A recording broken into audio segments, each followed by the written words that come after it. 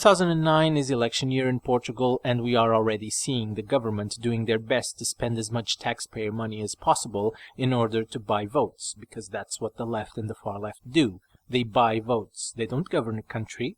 In fact, in 4 years, they claim to have ended austerity while applying the highest austerity ever, while at the same time giving away all sorts of benefits to the public servants, which are the first-rate citizens of Portugal, and also the pensioners, which combined with the public servants make up for the majority, the very large majority of people that vote in Portugal, and that essentially always give power to the left and the far left.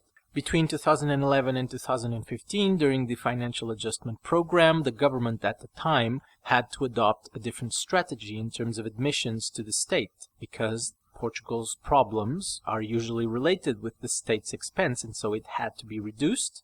And so this new admission program basically required that for each new entry, 2 people had to get out, which effectively reduced the number of public servants in the order of thousands. But with the left and far left in government since 2015, this changed. The number of public servants actually increased in the order of thousands as well, which means more expense, even though the public services are receiving the highest cuts that this country has ever seen. While doing all this, while buying votes, the left and the far left, and especially the socialists, are also trying to cover their tracks, trying to talk about all their wrongdoings and making sure that people believe that they had nothing to do with the problems that they actually created for this country. One of those problems was, of course, the bankruptcy in 2011. The Socialist Party, along with José Sócrates as the Prime Minister, effectively brought us the 3rd bankruptcy that this country has ever seen. And in fact, today's video will be about José Sócrates, or at least the beginning of the political life of José Sócrates, at least since he was a public figure. There's a lot to talk about in regards to this man and how his crimes are directly related with the bankruptcy of this country.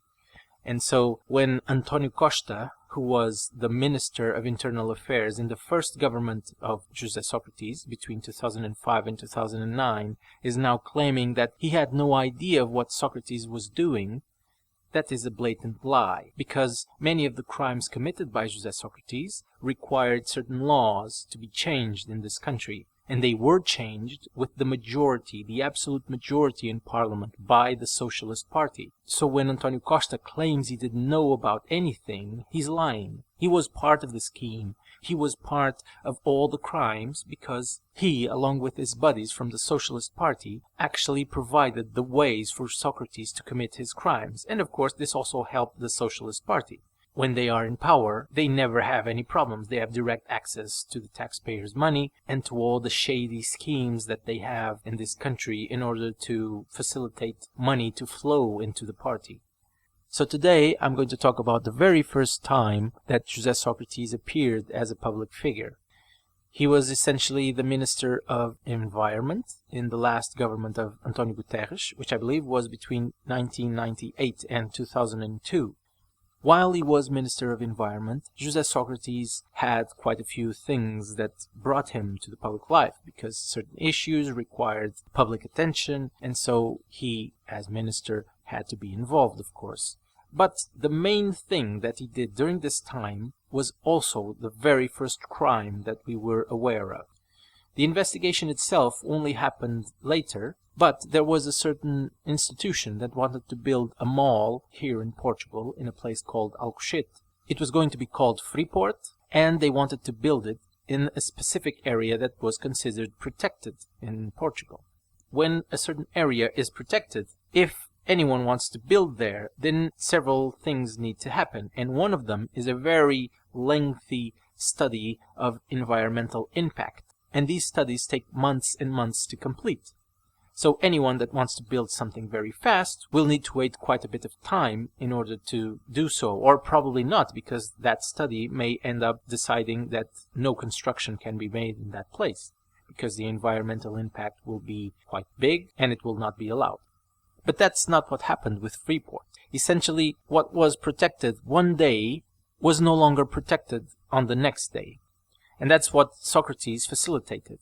He received bribes in order to facilitate this process. Instead of months the area just became unprotected, and so the building operations could commence. And this was the very first case where we saw Socrates being involved in a very shady dealing.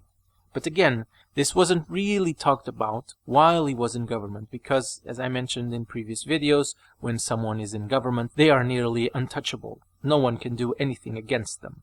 And so we only heard about this case with details a few years later. In fact, when he was about to become the prime minister of this country in 2005, after Jorge Sampaio decided to fire the current government, the government that had the majority in parliament, the absolute majority in parliament. And so this will be the first video about José Sócrates. I don't know how many I will need to make in order to explain everything that this man has done in terms of his crimes and also what he has done to this country, which we are still paying for it, and we will be paying for the next decades. I hope you like this, and I'll see you next time.